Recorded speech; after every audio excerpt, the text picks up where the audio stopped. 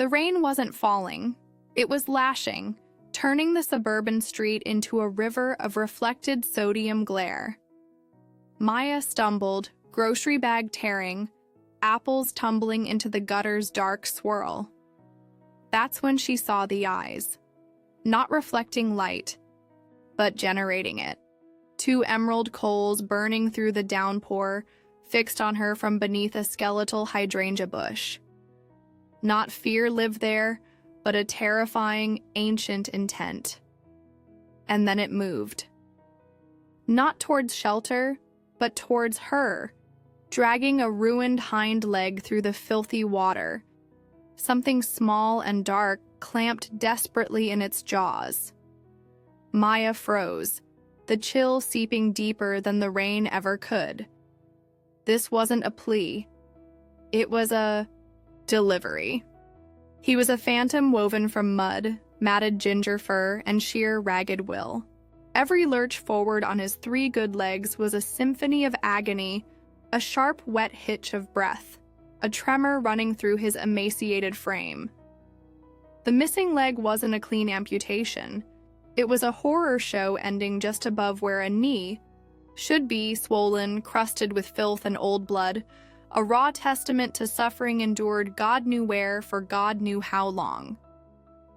Yet his gaze never wavered from Maya's face. He closed the distance, inch by excruciating inch, the rain plastering his fur flat, revealing ribs like shipwrecks beneath his skin. The object in his mouth was a sodden scrap of dark fabric, maybe velvet, impossibly small, clutched with the ferocity of a mother guarding her last kitten. He didn't meow. He didn't yowl. He simply arrived at her soaked sneakers, collapsed onto his side with a whimper that was more air than sound, and nudged the tiny dripping bundle towards her foot with his nose. His mission, it seemed, was complete. His eyes, those impossible green beacons, started to dim. Okay, shh, easy now, Maya breathed, the words ripped from her throat, her own fear momentarily drowned by the tidal wave of his need. Her fingers, numb with cold and shock, brushed the freezing, filthy fur of his head. A tremor ran through him, but he didn't flinch, just watched her with fading intensity. The scrap of fabric felt cold and strangely heavy against her ankle. Ignoring the ruined groceries, the downpour, the absurdity of it all, Maya shrugged out of her raincoat. "We're getting you out of this," she murmured, her voice thick. Wrapping the trembling skeletal body as gently as she could was like handling spun glass. He felt terrifyingly light, hollow. As she lifted him, a low guttural moan escaped him, a sound that vibrated against her chest and settled like ice in her bones.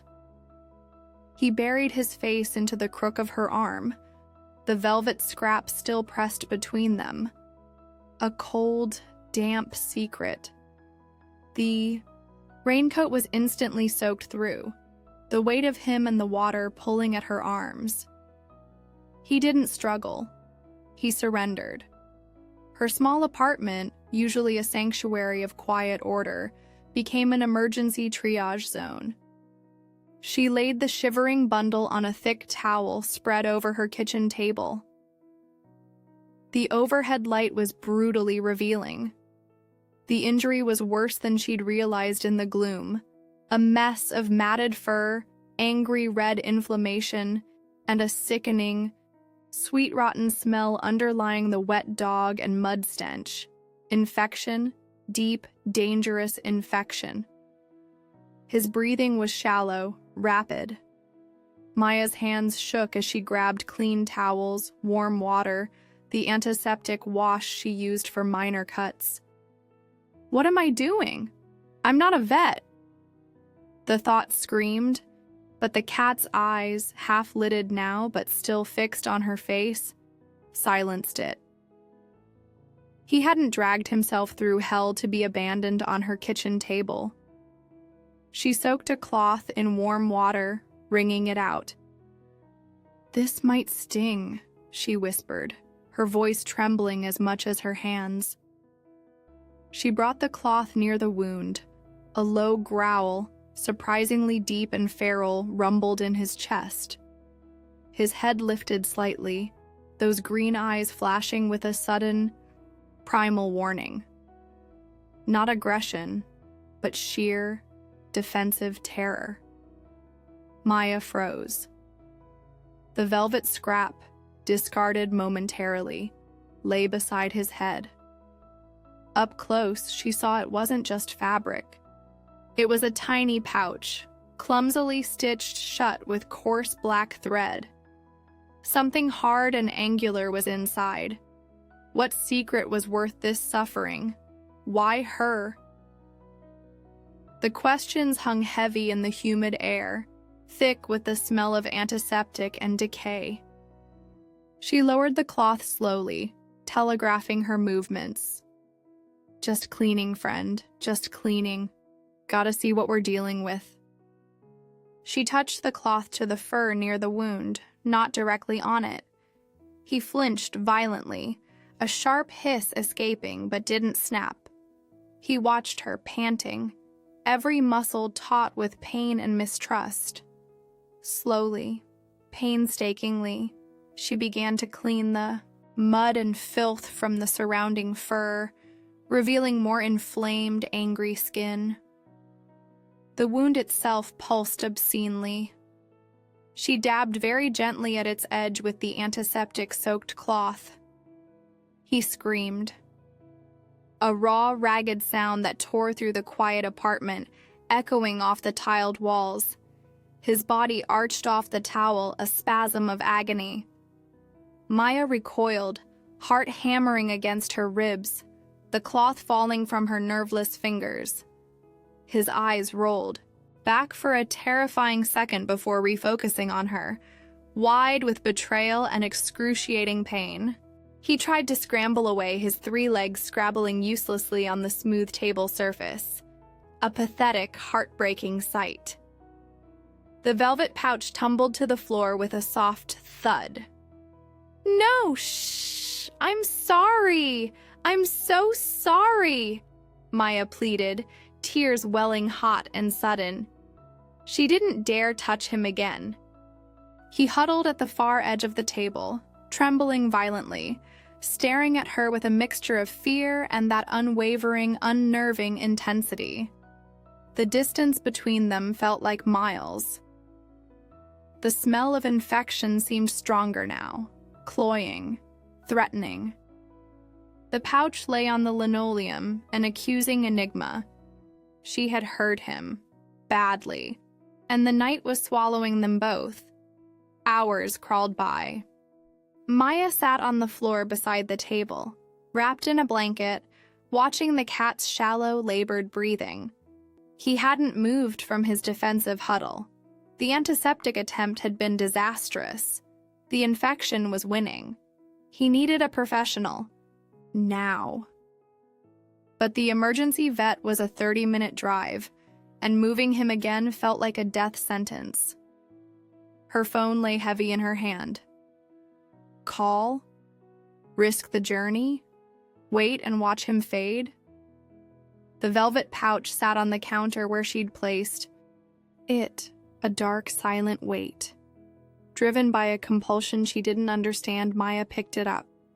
The coarse stitching resisted her nails. Finally, a thread snapped. She tipped the tiny pouch. A small, tarnished silver locket, shaped like a crescent moon, slid into her palm. It felt unnaturally cold. And engraved on the back, in tiny, elegant script, "For Eleanor, always." The name struck her like a physical blow. Eleanor, her grandmother, dead for 15 years. A grandmother who loved ginger cats. Maya's breath hitched. Coincidence? Impossible. The chill from the locket seemed to seep into her bones. She looked back at the cat. His eyes were open, watching her hold the locket. There was no surprise in his gaze, only recognition and a profound, soul-deep weariness. He knew. He knew. The mystery deepened, twisting into something personal, something terrifyingly intimate. Why her grandmother's locket? How did he have it? What was this creature's connection to a ghost? Dawn bled gray light through the rain-streaked window. The cat hadn't moved. His breathing was shallower, faster, a thin, reedy whistle. The swelling around the wound seemed worse, stretching the skin taut and shiny. The sweet, rotten smell was a physical presence in the room. Desperation clawed at Maya's throat. She couldn't wait. She had to risk the vet. Gathering fresh towels, she approached the table slowly, speaking in a low, soothing monotone. "We need help, brave one. Real help. I know you're scared. I am too, but we have to go." He watched her, his green eyes dull now, clouded with pain. He offered no resistance as she gently lifted him, towel and all, into a sturdy cardboard box lined with more towels. He was frighteningly limp. The locket felt like a brand in her pocket. As she secured the box flaps, leaving air holes, his head lolled. A single weak paw reached out through one of the holes, the pads rough and cracked and brushed against her wrist. It wasn't a plea. It felt like a farewell. Maya's vision blurred. "Hold on," she whispered fiercely, grabbing her keys. "Just hold on." The drive was a nightmare. Every pothole, every stop sign felt like torture. Maya kept one hand on the box beside her on the passenger seat, murmuring useless reassurances. The box was ominously still. Only the faint, rapid whistle of his breathing confirmed he was still alive. Pulling into the nearly empty emergency vet parking lot felt like surfacing from drowning. She fumbled with the box, the seatbelt, the door. Rain still fell, cold and indifferent. She rushed towards the bright lights of the entrance, the box clutched to her chest, the cat's fragile weight a terrible counterpoint to the crushing weight of dread. The automatic doors hissed open, revealing the sterile brightness and the calm, professional face of the overnight receptionist. "Please?" Maya gasped, her voice raw. "My cat. He's badly injured. Infection. He's barely breathing." She thrust the box onto the counter. The receptionist peered in, her professional mask slipping for a fraction of a second, revealing a flicker of alarm. She quickly lifted the flap wider. Inside, the ginger cat lay utterly motionless on the towels. His sides didn't rise. The terrible whistling sound had stopped. His emerald eyes were wide open, staring at nothing. Empty. The receptionist looked up at Maya, her expression shifting from alarm to profound pity. "Ma'am," she said softly, her voice cutting through the hum of fluorescent lights like a shard of ice. "I'm so sorry. He's gone." This brave soul fought so hard to find Maya. But was it already too late? Could anything bring back the light in those haunting green eyes? The mystery of the locket remains. Share what you think his mission truly was in the comments. The fluorescent lights of the clinic reception buzzed like angry hornets. The sterile scent of disinfectant clawed at Maya's throat, sharper than the phantom smell of infection.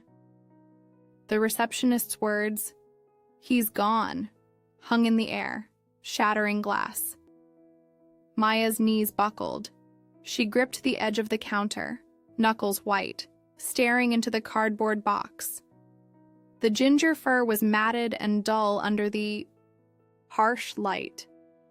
His emerald eyes, those beacons that had burned through the rain, were open, vacant, empty. The world narrowed to that terrible stillness inside the box, the silence where the ragged whistle of his breath should have been. The velvet pouch in her pocket felt like a stone dragging her into the abyss. Eleanor. She'd failed him. Failed whatever mission had driven him through agony to her doorstep. Failed her grandmother's memory. No. The word was a raw scrape, barely audible. It wasn't denial, but a refusal of this finality. She lunged forward, her hand plunging into the box, past the limp body, searching for the pulse point on his inner thigh, the fragile thrum of life she'd felt when she carried him. Cold. Still. Please, she choked, looking desperately at the receptionist whose pitying expression had hardened into professional detachment. Check again. He was breathing just minutes ago. He fought so hard. Before the receptionist could respond, a door behind the counter burst open. A tall woman in blue scrubs, her dark hair pulled back severely, strode in, her gaze sharp and assessing. Jen, what's the... Her eyes landed on the box, on Maya's desperate hand still resting on the cat's cold flank. Move him. Now. Trauma 1. Her voice was a whip crack, galvanizing the frozen moment. The receptionist, Jen, jumped into action, carefully lifting the box as the vet, Dr. Eris Thorne, Maya would later learn, held the door.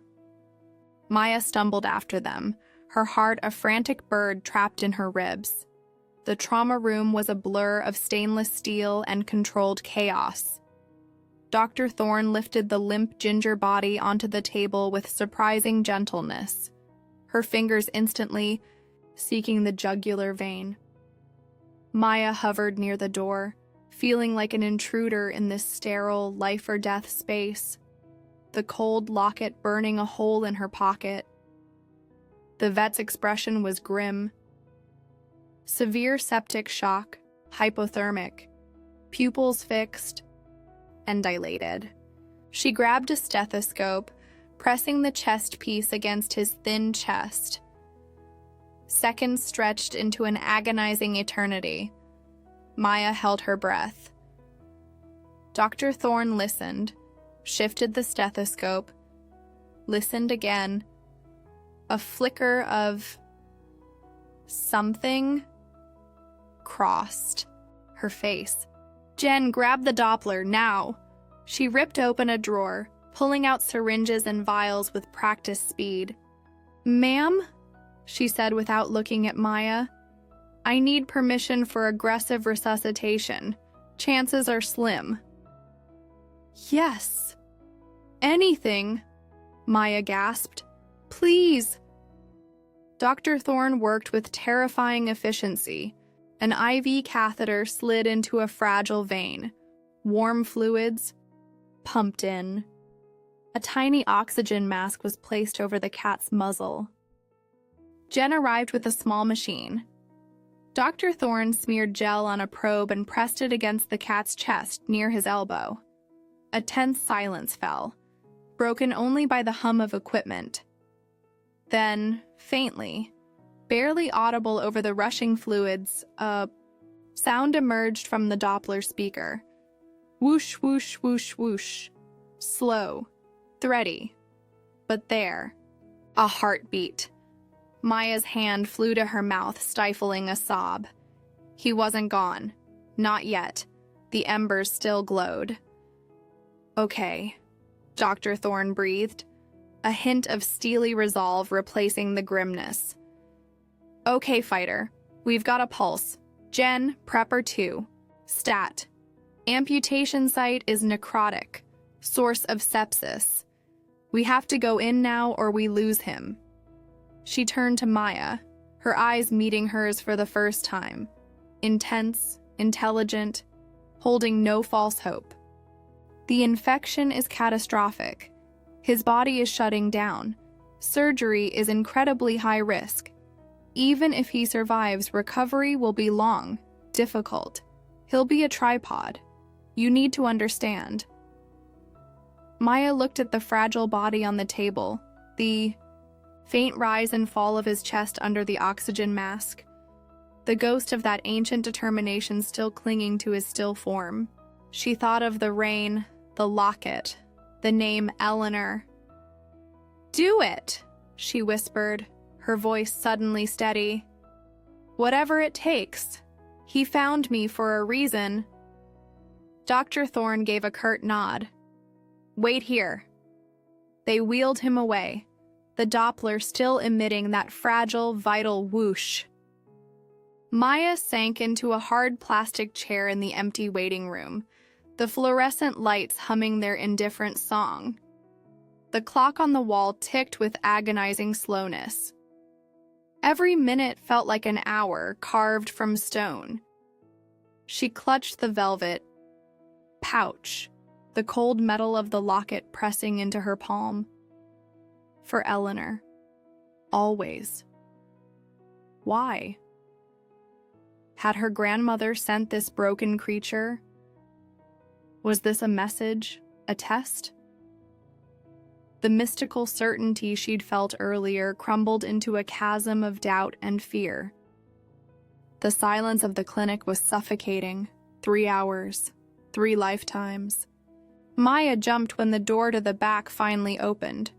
Dr. Thorne emerged, her scrub spattered with faint, rusty stains. She looked exhausted, but her eyes held a flicker of something Maya dared not name. "He's alive." The words landed like a benediction. It was touch and go. The infection was worse than I feared. We had to remove significantly more tissue, but we got it, all of it. She ran a hand over her face. "He's on heavy antibiotics, pain management, IV fluids. He's critical, but stable. The next 24 hours are crucial."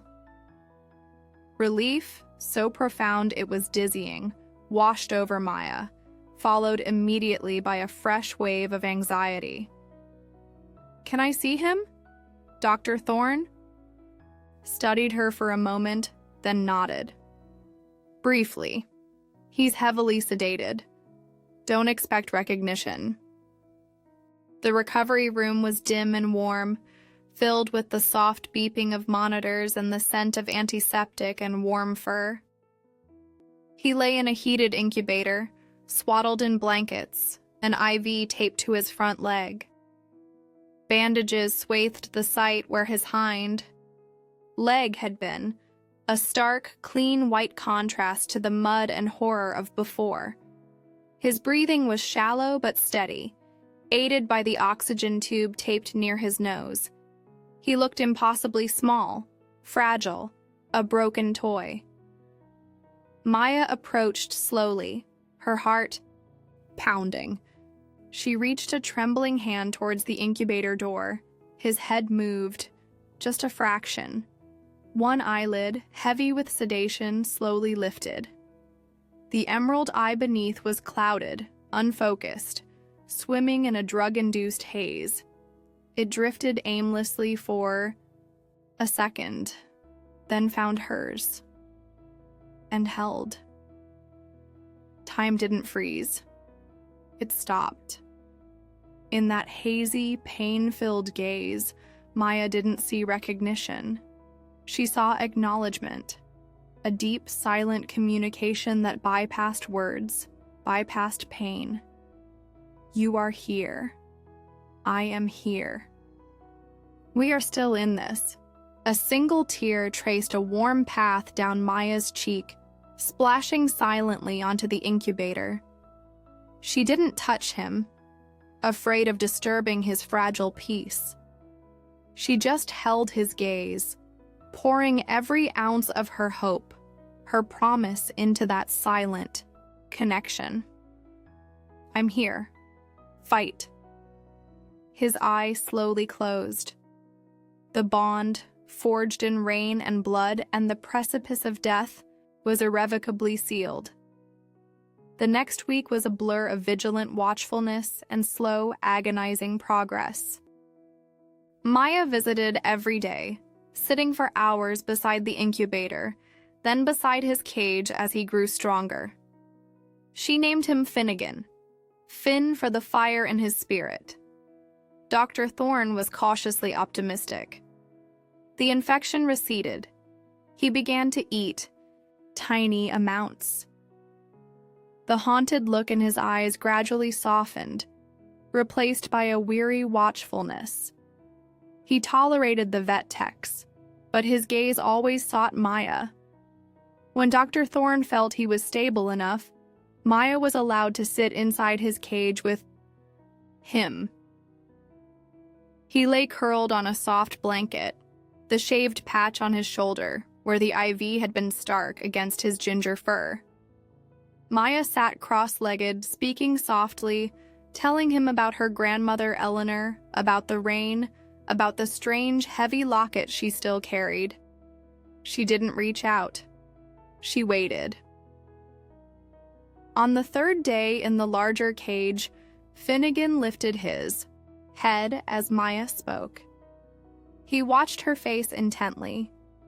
Then, slowly, deliberately, he dragged himself across the few inches separating them. He stopped, his head hovering near her folded knee. He sniffed. Then, with infinite care, he pressed the top of his head against her leg. Not rubbing, just resting. The weight of his trust, the warmth of his head against her skin, sent a wave of pure, unadulterated emotion through Maya. She held her breath. Slowly, ever so slowly, she lifted her hand. She didn't stroke him, just let her fingertips rest gently on the fur between his ears. He flinched slightly, a reflex, then stilled. A sound began, low and rumbling, vibrating through her hand and into her bones, a purr. Rough, tentative, fragile as spun glass, but undeniably there. A purr of surrender, of trust, of profound relief. Maya closed her eyes, tears spilling freely now. This touch, this fragile vibration, was the moment he chose her. Not because she'd rescued him, but because she'd stayed. Finally, the day came to bring Finnegan home. The apartment felt different. No longer just a space, but a haven. He explored slowly, awkwardly, hopping on his 3 legs with surprising agility, investigating corners with renewed curiosity. He found a patch of sunlight by the window and curled up, watching the world outside with calm, ancient eyes. Maya watched him, her heart full. The mystery of the locket remained, a quiet hum in the background. One afternoon, sunlight streaming in, Finnegan asleep in his sunbeam, Maya finally picked up the tarnished silver crescent moon. For Eleanor. Always. On a whim, her thumbnail found the tiny seam. It clicked open. Inside, protected by thin glass, wasn't a picture. It was a folded slip of paper, yellowed with age. With trembling fingers, Maya extracted it, unfolding the delicate paper. She recognized her grandmother's elegant handwriting immediately. It wasn't a note. It was an address. Her address. The apartment she lived in now. And beneath it, a single line. When the moon cat finds you, help him. He saved me once. The world tilted. Finnegan, sensing her shock, lifted his head, his green eyes meeting hers. He knew. He'd always known. He hadn't just followed her. Home. He'd come home.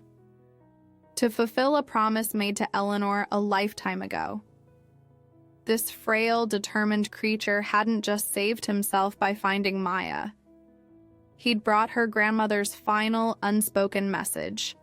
A message of enduring connection. Of debts paid across the veil of time. He'd saved Eleanor. Now, impossibly, wonderfully, he was here. He limped across the room, hopped onto the sofa beside her, and settled heavily against her thigh. His purr a deep, resonant thrum in the quiet room. He wasn't just her cat. He was a guardian spirit, a living bridge to the past, a three-legged miracle who had refused to leave because his mission, finally, was complete. He had delivered his message. He had come home. Sunrise painted the sky in hues of apricot and rose. Finnegan sat on the windowsill, a ginger sentinel silhouetted against the dawn. Maya joined him, her hand resting lightly on his back, feeling the steady rumble of his purr, the strong beat of his heart against her palm. He turned his head, those luminous green eyes meeting hers, holding a depth of understanding no ordinary creature should possess. Below them, the world woke, ordinary and oblivious. But here, in this quiet space filled with golden light and the sound of a survivor's purr, something extraordinary had taken root. Maya traced the crescent moon locket now hanging around her neck, warm from her skin. Finnegan nudged her hand with his head, a silent affirmation. The mystery hadn't ended. It had blossomed into a truth more profound than any she could have imagined. He wasn't just a rescued cat. He was a keeper of promises, a whisper from the past, a testament to the invisible threads that bind souls across lifetimes. And as the first rays of sun gilded his fur, Maya understood the final lingering truth. The bravest souls don't always have 4 legs. Sometimes they arrive on 3, bearing the weight of love that outlasts even death itself. Finnegan's mission was a promise kept across time. Have you ever felt a connection to an animal that felt deeper than chance? Share your story of mysterious bonds in the comments below.